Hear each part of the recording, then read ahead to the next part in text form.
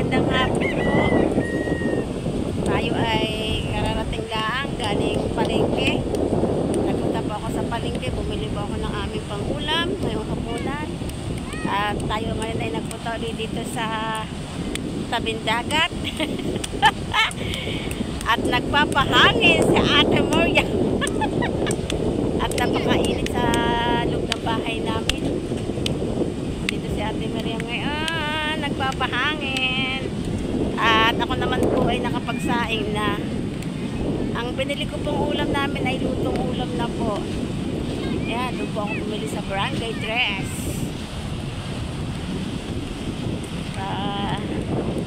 Ano muna tayo ngayon dahil lagbo na ulit tayo ngayon.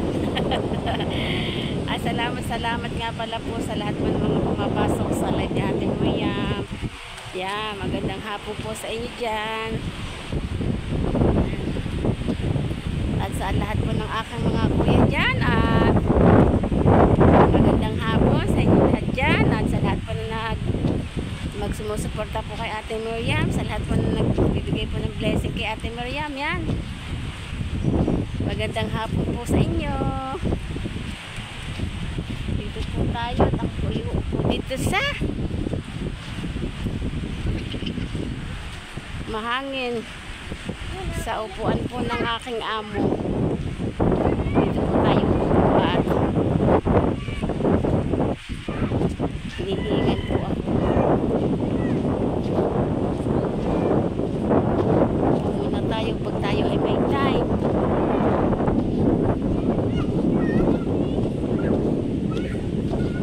Muna tayo. Dito tayo upo sa malapit sa gate ng aking amo. Muna tayo dito. Papagod po ako. So guys, andito po ako ngayon. Ayay ko. Gating nang nagtiwarik si Ate Miriam. Ang dami ng panindig ngayon sa dagat. Yan po ang tinatawag po mga panindig. Ayan po yung mga panindig pong yan. Yan natatanaw nyo pong yan. Ayan po ay mag-uulan pa po yan. Yan. Madami pong panindig pa siya. May kasabihan po pag madami pa pong panindig, marami pa pong dadaang bagyo. Ganda oh, di ba? Akatuwa, parang dagat din. Yan, ito yung nilinis namin. Malinis na naman po. Sa Biyernes uli kami maglilinis dito. Sobra pong pinahirapan po kami dito. Tinanggal-tanggal pa po namin guys po yung mga baong-baong po na mga kahoy. Kasi po pag hindi po guys po inalis po yun, makakahalabit po yun sa mga nadaan, makakatusok po yan. Hi! Shout out! Gandang hapon sa inyong dalawa magkapatid! Oy, naglalakad silang dalawa! Yan. Ganda po diba ng resort ng amo ko. Yun po yung pinagawa po ng amo ko. Diba po? May natutulog po dyan guys pag minsan. May natutulog po dyan guys. Ito po, madami po ditong ginagawa. Diba? Ang ganda Yan. Ayun po yung loob po ng amo ko. Madami pa pong pinagagawa dyan. Ang iba po yun, sinisimula na. Madami po sa loob po yan. Sobra-sobra pong ganda. The best po itong resort na ito. Magkakaganda-ganda. Pinakamaganda. Ito po yung tanim ko guys. Yung bago-bago pa lang ditong yan. Ang tanim ko mga nyug. Malalaki na po. Hanggang doon po yan sa may dulo dyan. Yan. Mga buhay na po sila guys. Yan.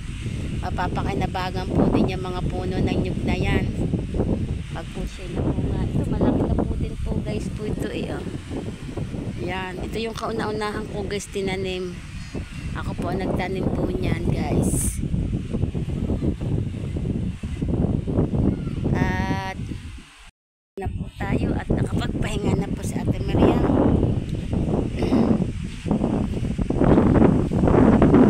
Nag-vlog uli ako para po ako may upload.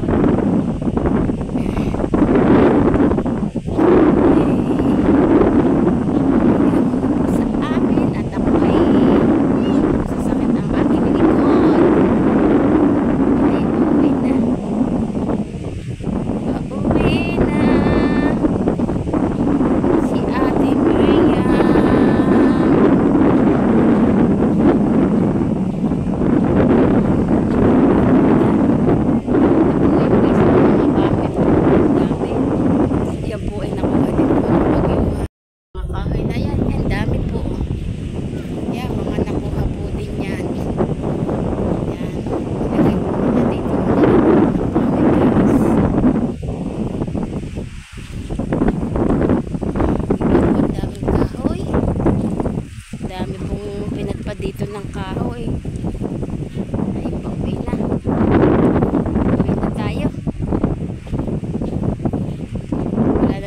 gagawin si Ate Miriam pag-uwi. Nakapagsaing na ako. Lutong ulam na lang po guys ang binili ko.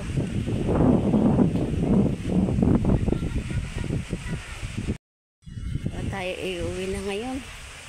At hanggang dito na lang po ang aking pong vlog. Bye-bye!